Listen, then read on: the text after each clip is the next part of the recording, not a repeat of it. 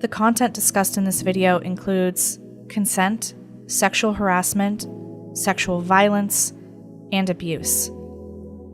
These topics are serious, sensitive, and can evoke strong emotional responses. Please view with care and self-compassion. This video covers characteristics of healthy and unhealthy relationships, boundaries and consent, healthy and safe interactions in person and online, sexual harassment, definitions and examples, and the impact of sexual harassment on individuals and communities. All relationships exist on a spectrum from healthy to abusive. Love is Respect, a project supported by the National Domestic Violence Hotline, describes healthy relationships as those based on respect, good communication, trust, honesty, and equality. Abusive relationships are described as those based on accusations, blame shifting, isolation, pressure, and manipulation. Between these two extremes, there is a spectrum of characteristics that may be present in any relationship at any time. You can learn more about the relationship spectrum, healthy relationships, dating, personal safety, supporting others, or how to get help if you or someone you know is in an abusive relationship at loveisrespect.org. No relationship or person is perfect. In every relationship, people will make mistakes. There will be conflict. It is likely that those in a relationship will feel hurt at times. These qualities of a healthy relationship will have to be cultivated and invested in over time by both partners. Even healthy relationships may struggle from time to time to uphold all of these characteristics, but knowing what a healthy relationship looks like and the signs of an unhealthy relationship can help you keep your relationship on track.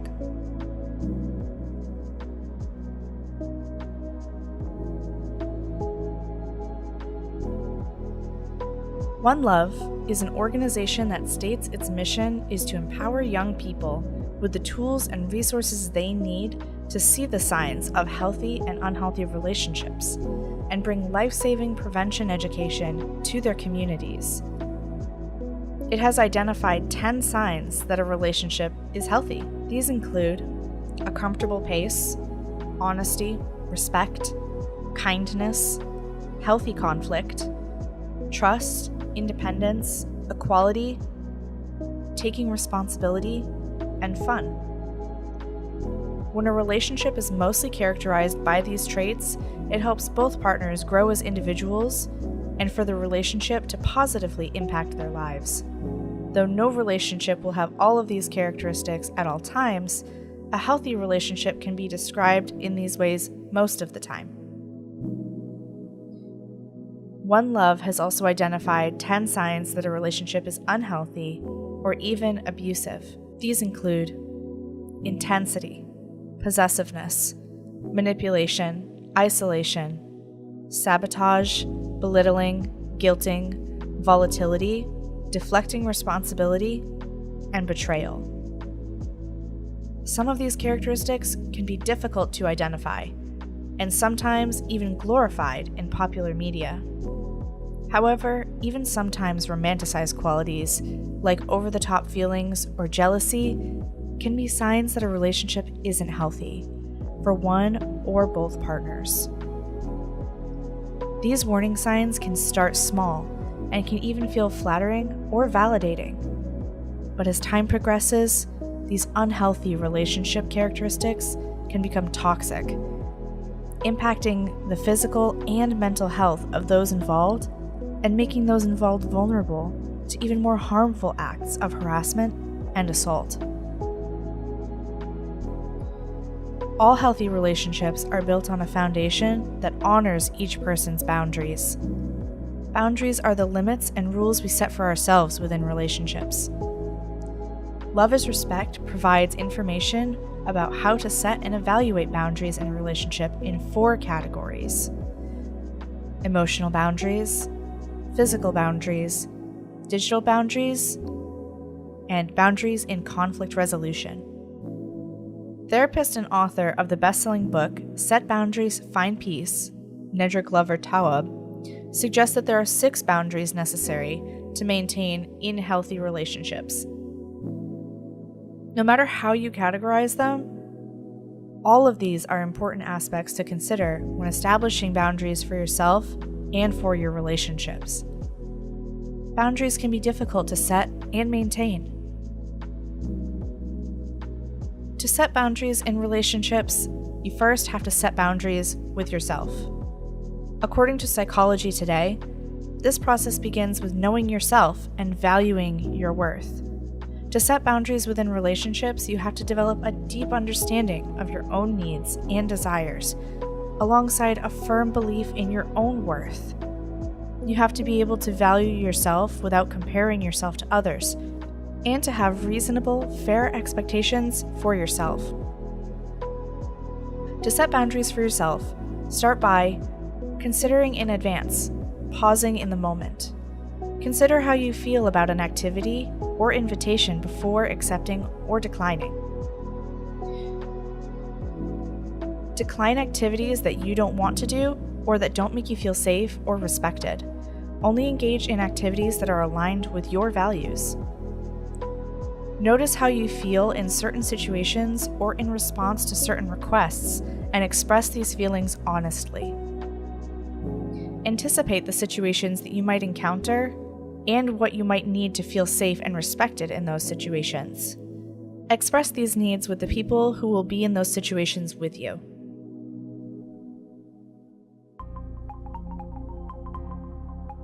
Boundaries can be healthy or unhealthy.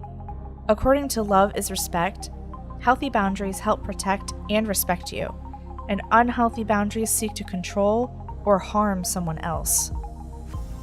Some examples of healthy boundaries include: I am comfortable spending time together on the weekends, but not on both Saturday and Sunday. I am comfortable spending time together with our friends, but I also want to spend time with my friends on my own. I am comfortable with kissing and touching over my clothes, but not touching under my clothes. I am comfortable with oral sex, but only when we are not drunk or high. I am comfortable with having sex, but only when we use protection. Unhealthy boundaries include: I am comfortable with you spending time with friends, but only if they are the same gender as you. I'm comfortable with you having an Instagram account, but only if you share the password with me. I'm comfortable with having sex, but only if you promise not to tell anyone.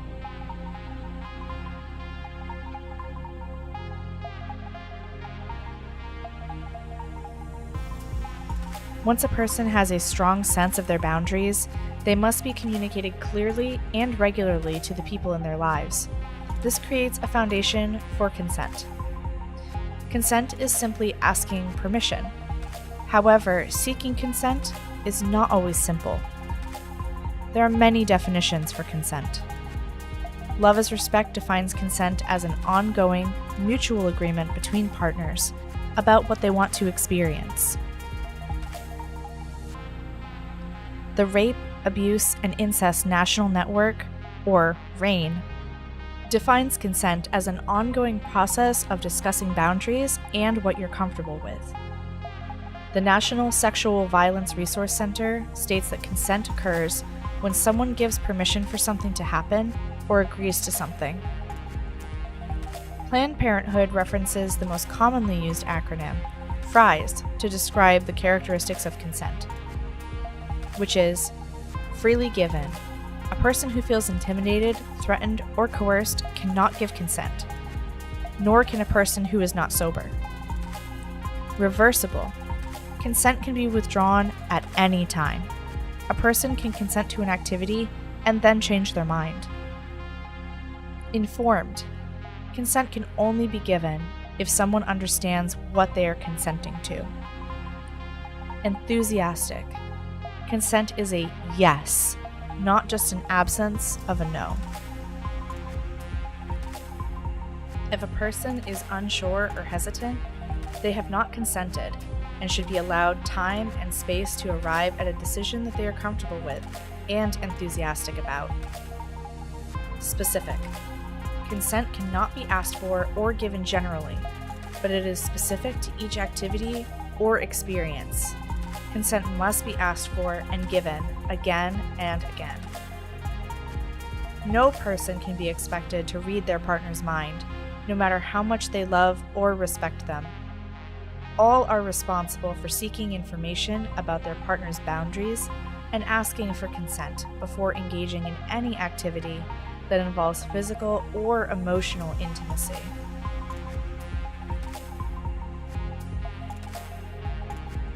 Asking for and offering consent is something that we do all day, every day. It is especially important during sexual situations because of the impacts when consent is not granted. However, we all demonstrate respect and care for the people in our lives by practicing consent daily. Everyday consent can be communicated both verbally and non-verbally, and requires that we pay close attention to the signals we're getting from others. Some examples of daily practices with consent include asking for someone's permission before posting a picture of them, asking if someone prefers a hug or a fist bump when you're greeting them, asking when someone is open to sharing more when a personal topic comes up in conversation, noticing if someone stiffens or pulls away when you try to make physical contact with them, and noticing when someone appears uncomfortable when you make a joke or comment about them. Consent in sexual situations works similarly, though can feel more complicated or challenging. There are many cultural cues in songs, movies, TV, and on social media that suggest that asking for consent isn't sexy or romantic, or that it may even threaten someone's identity. However, sex of any kind without consent is harmful, unjust, and illegal. Just like all things, consent in sexual situations gets easier and more natural with practice. You might practice consent in sexual situations by discussing boundaries and needs before engaging in any sexual activity. Checking in with your partner regularly throughout the sexual interaction. You might say, "Is this okay?" or "Are you comfortable? Do you want to slow down? And do you want to go further?" Noticing and responding to a person's body language. If a person pulls away, stiffens, pushes you away, or in any way demonstrates that they are uncomfortable, stop and check in. Consent does not look like assuming that just because you engaged in sexual activity before, you have consent to engage in sexual activity again. Assuming that a person wants to engage in sexual activity based on how they look or dress. Assuming that a person wants to engage in sexual activity because they are flirting with you. And assuming that someone wants to have sex with you just because you know that they have had sex before, even in a similar situation. Repeatedly asking someone to engage in a sexual activity after they have communicated that they do not want to, even if they eventually agree. This is called coercion. Threatening someone, even as a joke, with any kind of consequence if they don't engage in sexual activity. Consent does not look like maybe, and consent does not look like seeking or accepting consent from someone who is incapacitated by substances, disability, or any other means.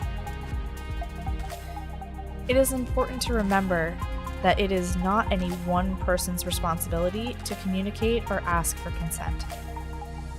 People of all genders and relationships of all types require ongoing conversations about consent in order to be safe and healthy.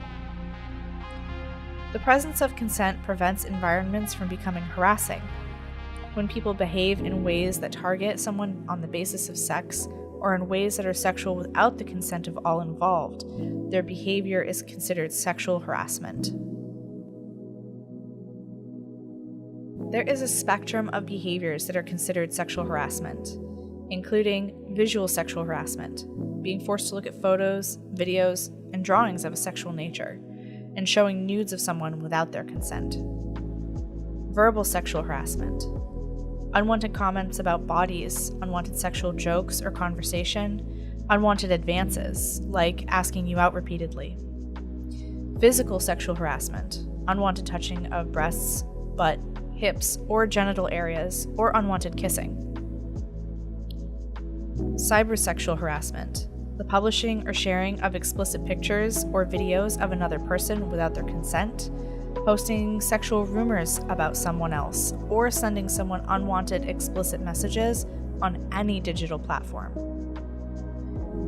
Sexual assault, rape or forced penetration or the unwanted groping of private body parts for sexual purposes. The key in all of these definitions is that sexual harassment is unwanted. In order to foster an environment that is free from sexual harassment, all must take responsibility for defining and respecting what is unwanted by the community and by individuals. In most educational and professional institutions, any kind of sexual conduct is unwanted. Though many go to work and school eager to meet new people and build friendships, and even find romantic partners, it should never be assumed that anyone in a classroom, office, or any educational or professional setting will welcome sexual comments or jokes, invitations to engage in romantic or sexual encounters, or physical contact with their bodies. In social settings, the expectations can be more complex, and therefore it is much more important that consent be sought in a clear and explicit way. The bottom line is, when sex of any kind occurs without consent, it is sexual assault.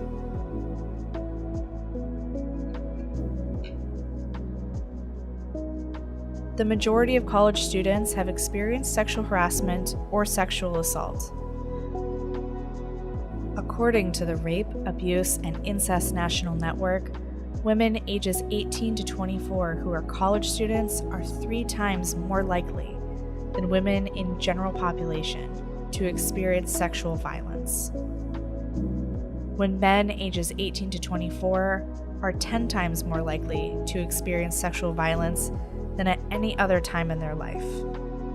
Transgender students are at the highest risk, with 23% of transgender students having experienced sexual violence compared to 18% of female students and 4% of male students. You can learn more about who is impacted through an intersectional lens at RAIN.org, the American Association of University Women, and the American Psychological Association. Those who have experienced sexual harassment and sexual violence are at a significantly increased risk for long-term effects to their physical and mental well-being. The effects on victims can include anxiety, depression, panic attacks, increased substance abuse and use, suicidal ideation, headaches, and sleep disturbances or fatigue. These effects can be short-term, intermittent, or long-term, and can have meaningful impacts on a person's academic, professional, social, and familial outcomes. Communities with a high prevalence of sexual harassment can feel like hostile places to learn, and lives can uphold unjust power structures that disproportionately harm women, members of the LGBTQ community, immigrants, and international students and people of color. In order for college campuses to be places where all students can have an equal opportunity to learn and thrive, it is each student and faculty member's responsibility to develop an awareness of the behaviors that may be harassing, to call out and interrupt these behaviors when they see them, and to practice respecting boundaries and asking for consent every day.